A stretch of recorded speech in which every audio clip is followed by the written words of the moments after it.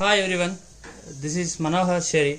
In this video I want to discuss about AC voltage applied across resistor. So here I am connecting one AC voltage source across the resistors. We know that the instantaneous voltage across the AC voltage source is V of t equals to Vm sin omega t, where V of t is instantaneous voltage, where Vm is peak or maximum voltage, where omega is angular frequency whose value is equals to 2 pi by t. So the value of omega is 2 pi by t, where t is time period, where small t here it is time. So when alternating voltage applied across the resistor, the current that is flowing in the circuit also having the nature that values changes with respect to time. I want to find out the value of I of t. To find the value of I of t, I am applying the Kirchhoff loop rule in the circuit. Apply Kirchhoff's loop rule in above circuit. If you apply V of t minus VR equals to 0, because here only two circuit elements are there. One is AC voltage source and resistor. Here it is active source and it is passive source. So it will supply the electrical energy and it will consume the electrical energy. So the voltage across the resistor will be negative.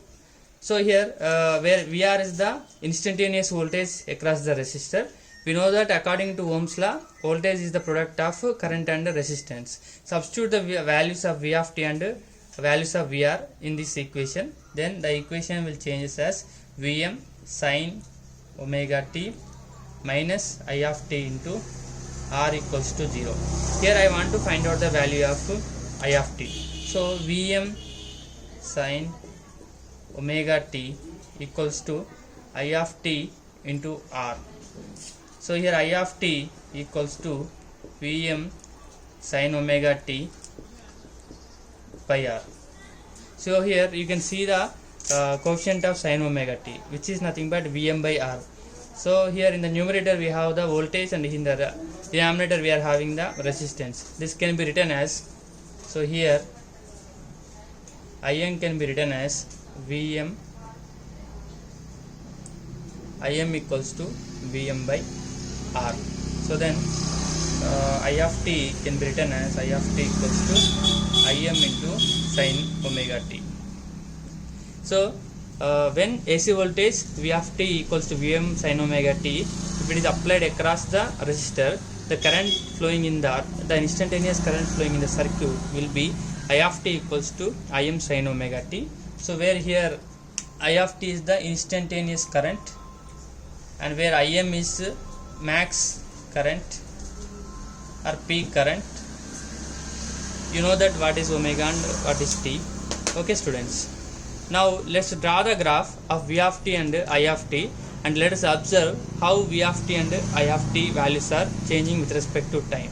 So if you want to draw the graph, you need a table. Let us draw the table by considering the different angles. So theta equals to omega t, where theta is angular displacement and omega is angular frequency, where t is time. So I will take 0 degrees, pi by 2, pi, 3 pi by 2, and then 2 pi. So here what are the quantities I am taking? One is V of t, another is I of t. So with these values I am going to draw the graph for these angles.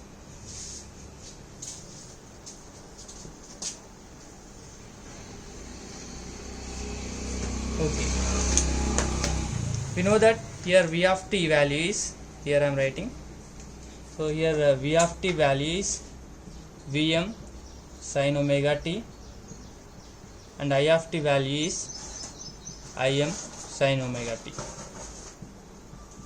Okay, when theta equals to 0, V of t value is sin 0, 0. 0 into Vm, it will be 0. Sin 90 is 1. 1 into Vm, it will be Vm. So 0, again here minus Vm and here 0. Here if you find out, the values will be when theta is 0, I of t is 0. When theta is pi by 2, Im sin 90, that is 1. 1 into Im will be Im 0 minus Im 0. So this is the table. By using this table, I am going to plot the graph by taking the angle on x-axis and v of t and I of t on y-axis.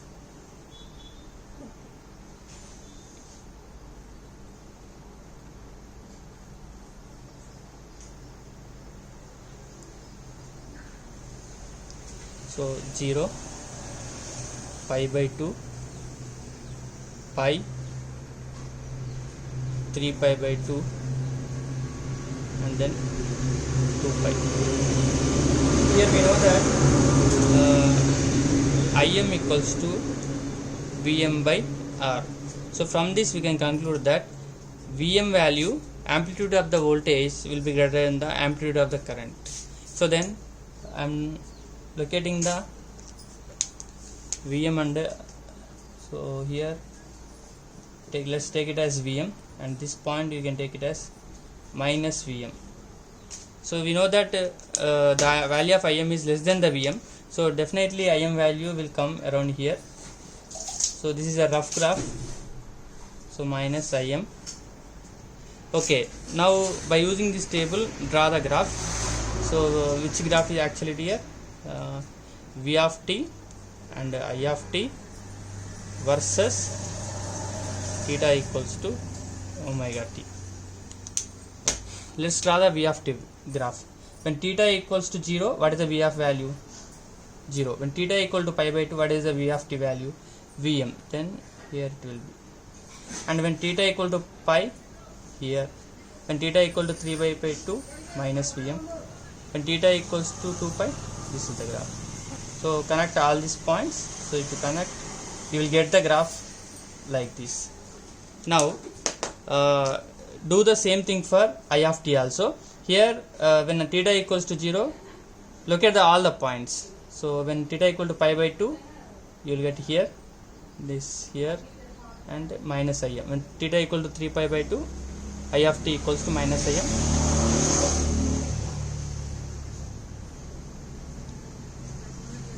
So the black one is I of t graph and the red color one is V of t graph. V of t graph, and this one is I of t graph. Okay, by observing this graph, we can conclude one thing: V of t and I of t are not having the same peak values. But if you observe, V of t and I of t both are reaching their maximum and minimum values at the same time.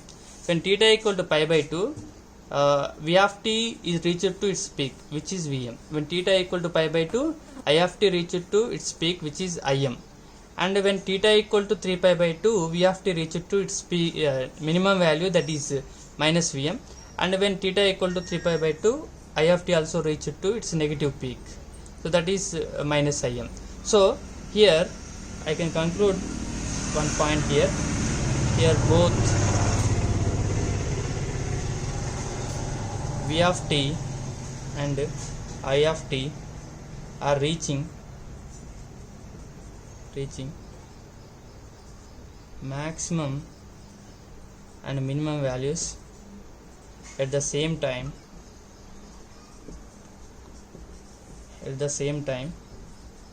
So we can conclude that they are in the same phase. So both are in same phase. If any two waves reaching their maximum values and minimum values at the same time, we can conclude that they are in the same phase. So then pi equals to 0 here.